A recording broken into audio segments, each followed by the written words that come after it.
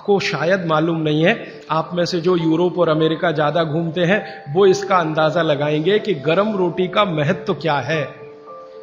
क्योंकि यूरोप में नहीं मिलती, अमेरिका में नहीं मिलती, दुनिया के 56 देशों में गरम रोटी नहीं मिलती, क्योंकि उसको बनाना नहीं जानता कोई। दुनिया की आबादी 600 करोड़ है, 600 करोड़ आबादी में 300 करोड़ महिलाएं, 300 करोड़ पुरुष अगर मान लें तो 300 करोड़ महिलाओं में लगभग 250 करोड़ महिलाएं नहीं जानती कि गरम रोटी कैसे बनती है। उनके पास गेहूं का आटा है, गेहूं का आटा भी है, क्योंकि यूरोप के कई देशों में गेहूं है, अमेरिका में गेहूं पैदा होता है, कनाडा में भी गेहूं पैदा होता है। गेहूं ठंडी की फसल है तो ठंडे देशों में होता, तो गेहूं है, गेहूं का आटा भी है, रोटी बनाना नहीं आता। क्यों? कोई यूनिवर्सिटी नहीं है वहां जो सिखाए इसको,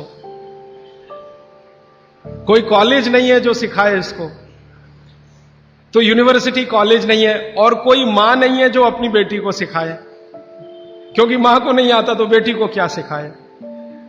और हजारों लाखों सालों से वहां ये चक्कर चल रहा है, रोटी बनाना नहीं आता।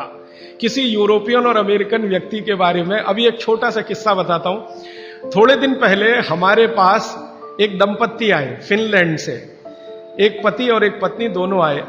उन्होंने कहा मुझे भारत का गांव देखना है, तो हमने एक गांव में भेज दिया। संयोग से जिस गांव में गए वहां शादी थी, तो हमने कहा उसमें भी आप शामिल हो जाइए, तो भारत क्या है आपको ज्यादा अच्छे से समझ में आएगा।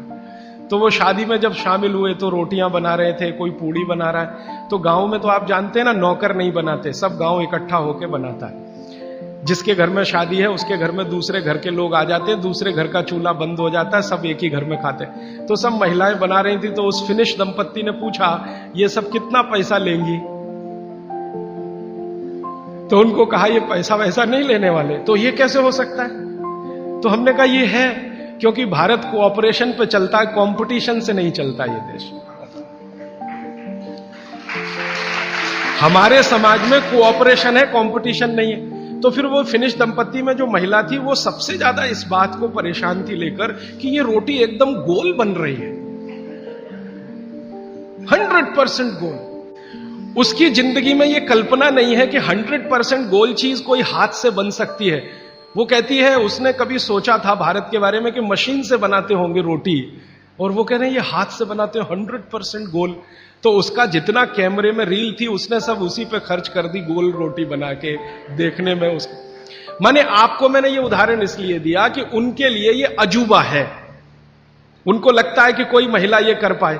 और मैंने जब वो जा रहे थे तो पूछा आपको भारत में कौन सी चीज सबसे अच्छी, तो उनका ये जो रोटी है गोल, ये सबसे महत्वपूर्ण वस्तु है जिसकी वैल्यू हमारे लिए सबसे ज्यादा है, क्योंकि हम जानते नहीं ये कैसे बनती है। और आपके घर में हर मां बहन इसको बना सकती है, 10-12 साल की बहन भी आसानी से बना सकती है। इसका मतलब है कि रोटी ताजा और गर्म ये भारत में ही संभव है, दुनिया के दूसरे देशों को नसीब नहीं है। तो आप समझ लीजिए कि आपके पास कितनी वैल्यूएबल चीज है गरम रोटी, और उसको आप छोड़कर ठंडी करके खाएं तो ये आपका दुर्भाग्य है, सौभाग्य नहीं। तो रोटी को गरम गरम ही खाएं, गरम गरम ही खिलाएं।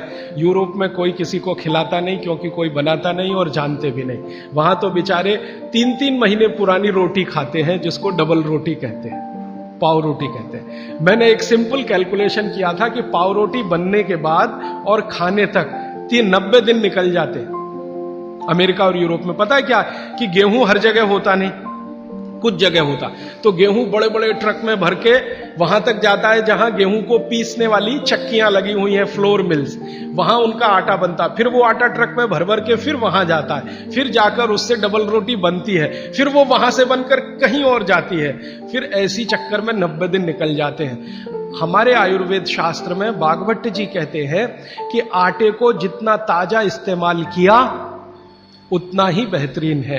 रोटी के बारे में कहते हैं 48 मिनट के अंदर खा लेना चाहिए, और पिसा हुआ आटा वो ये कहते हैं कि 15 दिन से ज्यादा पुराना कभी भी मत खाना।